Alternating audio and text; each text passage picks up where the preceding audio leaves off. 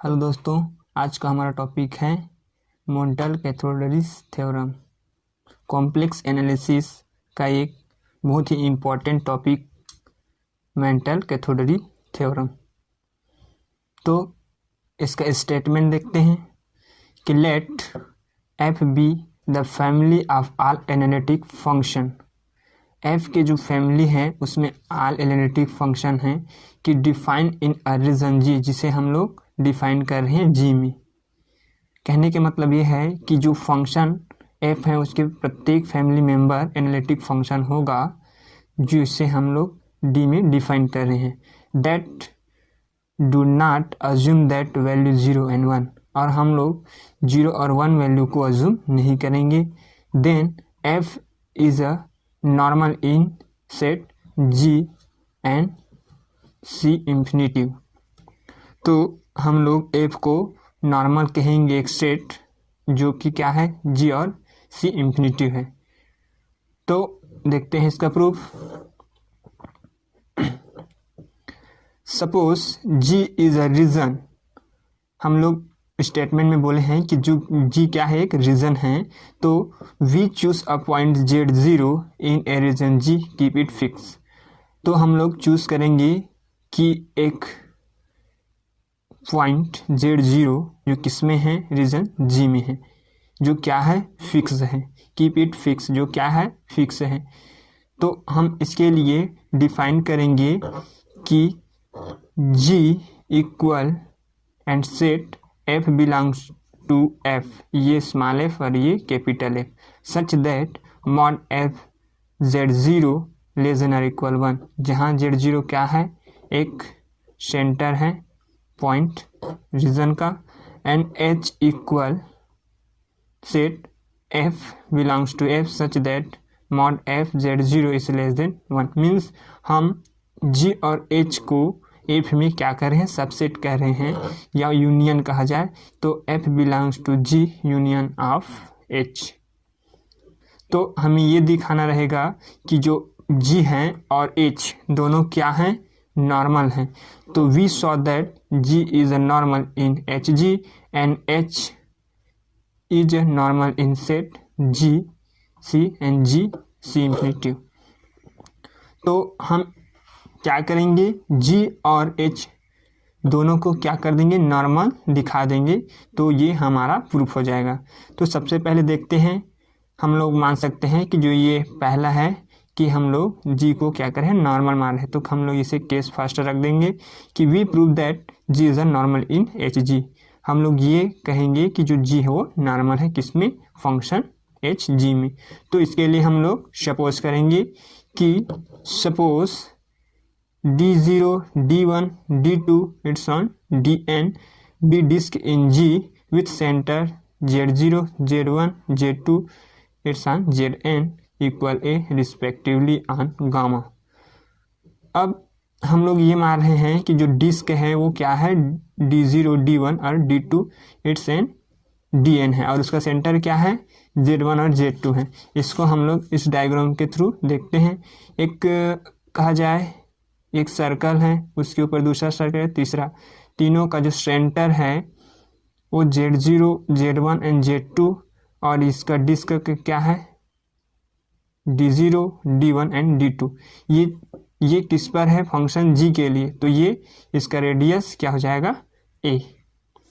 तो अब हम क्या करेंगे कि इसके लिए एक सेंटर, अब D1, D2, Dn के लिए है तो ये K के लिए भी होगा। तो इसका centre JK-1 and JK and open disc इसका क्या हो जाएगा, सॉरी ये क्लोज डिस्क होगा, close disc DK-1 and DK होगा। तो ये क्या हो जाए, इंटरसेक्शन हो जाएगा DK-1 इंटरसेक्शन DK। अब फॉर इसका जो रेंज रहेगा K का वो 1 से n रहेगा।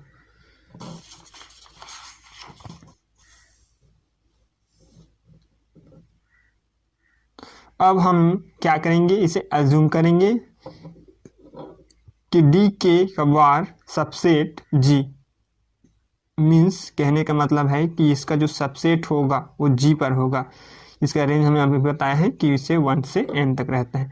जब हम इतना कहते हैं तब जब ये कह रहे हैं कि जो D है सबसेट G पर है, तब हम इसमें अप्लाई करेंगे एक थ्योरम, स्कॉटकिस थ्योरम। यदि आप इस थ्योरम को नहीं जानते तो प्लीज़ आप हमारे डिस्क्रिप्शन बॉक्स में जाएं, इसका लिंक दिया गया है, वहां से आप लोग इस थ्योरम को देख सकते हैं। तो चलिए अब इसमें हम लोग स्कॉटकिस थ्योरम क्या कर देते हैं, अप्लाई कर देते हैं। तो the set C and G C infinitive there is a constant C0। अब हम लोग ये बोल रहे हैं कि एक कांस्टेंट है C0, या कहने का मतलब ये है कि हम फंक्शन का जब मॉड लेंगे तो इसको C0 पर दिखाएंगे, C1 के लिए दिखाएंगे, और आगे क्या करेंगे उसको हम लोग सिमिलरली दिखाते जाएंगे K तक।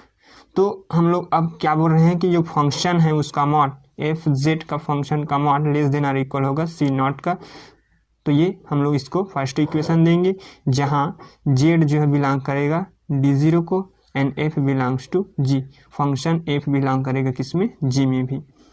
बट अब ये देखना है कि जब ये C0 है या C0 है तब उसका सेंटर क्या होगा, सेंटर होगा इसका Z0 और डिस्क का होगा D0। तो D0 equal B Z0 R, और इसका बार निकालेंगे तो B बार 0 एंड रेडियस का मान R क्या हो जाएगा, कैपिटल होगा, और सबसेट होगा ये किसका, G का। तो इसलिए हम लोग इसे राइट कर सकते हैं कि FZ मॉड में less than or equal set 1B, मतलब ये कि ये 1 और B दोनों के लिए भी ये सही होगा। For R is less then BR, तो R का जो मान है वह छोटा होगा कैपिटल R एंड B के लिए। तो similarly for set G C infinitive disc in D is constant C, तब इसके लिए हम लोग क्या कह देंगे कि ये 1 के लिए भी क्या हो जाएगा, कांस्टेंट C1 ही होगा। तो ये फंक्शन FZ का mod less than or equal हो जाएगा C1 के लिए भी। तो इसे हम लोग देंगे इक्वेशन नंबर 2, और सेम जो हम लोग पहले इक्वेशन में किए हैं वैसे इसके लिए भी क्या हो जाएगा, Z जो है D में बिलोंग करेगा और F जो है G में बिलोंग करेगा। सो इसलिए क्या कहेंगे हम लोग कि जो फंक्शन G है वो यूनिफॉर्मली बॉन्डेड होगा कांस्टेंट C1 और किस पर, डिस्क D1 पर। सो अब हम लोग राइट करेंगे। अब देखते हैं इसका आगे प्रोसेस क्या होता है। तो व्यू कंटेनिंग दिस है प्रोसेस। अब ये आगे प्रोसेस करेंगे तो हम लोग क्या बोल सकते हैं कि G is A uniformly bonded on DN। तो ये किसके लिए होगा, डिस्क N के लिए भी राइट होगा। तो since A belongs to G was arbitrary, so G is a locally क्या हो जाएगा, बॉन्डेड हो जाएगा। तो हम लोग क्या कह देंगे कि G क्या है, G क्या है, नॉर्मल है। तब हम इस थ्योरम के अनुसार क्या कह सकते हैं, G नॉर्मल होगा इसमें सेट H G में। तो अब देखते हैं इसका दूसरा केस। हमने तो पहला ये कह दिखाया कि जो G है वो सिंपल है, तब हम दूसरे के लिए दिखाएंगे कि जो H है वो भी क्या होना चाहिए, नॉर्मल होना चाहिए। किसमें, सेट G C इंफिनिटी में। तो हम फिर से लेट करेंगे कि लेट जो फंक्शन f है वो H में बिलोंग करेगा। Then 1 is analytic in G because f never when is also 1/f। अब f जो है वेन से आल्सो किसमें, 1/f में। तो हम लोग अज्यूम करेंगे कि जो 1 है वो इस वैल्यू के लिए क्या होगा, सेटिफाई होगा कि नहीं। तो देखते हैं कि 1 upon function f of x not equal to 1, तो ये 1 के लिए इक्वल नहीं होगा।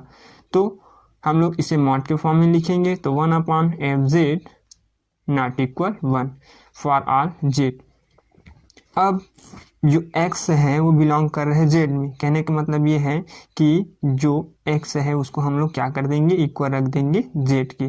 तो ये हो जाएगा 1 अपॉन fz का मॉड नॉट इक्वल टू 1, जो 1 पर इक्वल नहीं है। तब जब मॉड हम लोग ओपन करेंगे तब इसको हम लोग राइट कर देंगे कि जो 1 है उसका वैल्यू बड़ा होगा 1/f(z0)। ये फंक्शन को हम लोग z0 मीन्स z0 क्या है हम लोग का सेंटर है, तो ये इस फॉर्म में हम लोग इसे राइट कर देंगे कि ये 1 से छोटा है। तो then we write by set, ये वाला स्टेट को हम लोग इस प्रकार से राइट कर देंगे कि h का बॉर set 1/f such that f belongs to h। तो क्या कह सकते हैं कि फंक्शन h सबसेट होगा g का। इस प्रकार ये भी प्रूफ हो जाएगा कि g इज नॉर्मल होता है, तो it's also h is normal in hg। तो h भी क्या हो जाएगा नॉर्मल होगा किसमें सेट hg में, फंक्शन hg में। सो अब हम राइट करेंगे एक सीक्वेंस के लिए कि जो फंक्शन हम लोग fn वो एक सीक्वेंस है इन h, एक सीक्वेंस मान रहे हैं फंक्शन fn को किसमें h में, देयर इज ए सब सीक्वेंस। तो इसका जो सीक्वेंस होगा सब सीक्वेंस कौन सा है fn के n = 1 to ∞। अब ये सीधा बोल सकते हैं कि जो फंक्शन fn है उसका सब सीक्वेंस ये है। तब हम इसे डिफाइन करेंगे तो इसे राइट कर देंगे कि जो फंक्शन f है वो क्या है एनालिटिक है किसमें h में। तो ये h के लिए फिर डिफाइन करेंगे कि 1/फंक्शन fn के टेंस टू h। तो ये हो जाएगा कि जो h है वो फंक्शन hg को बिलोंग करेगा। जब इतना होता है तब फिर हम इसमें दूसरा थ्योरम अप्लाई करेंगे बाय हॉर्स्टिस थ्योरम। तो इसमें ये थ्योरम फिर अप्लाई करेंगे तो क्या हो जाएगा जो h का वैल्यू है वो 0 के इक्वल होता है। तब आइदर h = 0 और h नेवर वेनिश। तो हम लोग यदि h को 0 के इक्वल लेते हैं तो h को हम लोग क्या कर देंगे कभी नहीं छोड़ सकते। तो हम लोग क्या करेंगे अब कि if h = 0 then fn(x(z) tends to ∞। तब हम ये करेंगे कि जो फंक्शन हम लोग ले रहे हैं वो ∞ में है। तब क्या बोलेंगे कि जो है वो यूनिफॉर्मली अनकॉम्पैक्ट सबसेट ऑन G। तब वो क्या हो जाएगा यूनिफॉर्मली होगा किसमें फंक्शन G में। देन फिर हम लोग कह सकते हैं कि H क्या है नॉर्मल हो गया इस सेट में, G C ∞ में, तो F भी क्या हो जाएगा नॉर्मल हो जाएगा इस सेट में, सेट G ∞ में।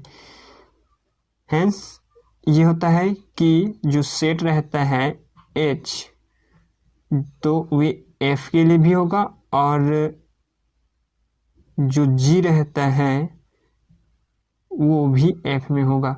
तो ये क्या हो जाता है हम लोग का नॉर्मल हो जाता है। So thanks for watching.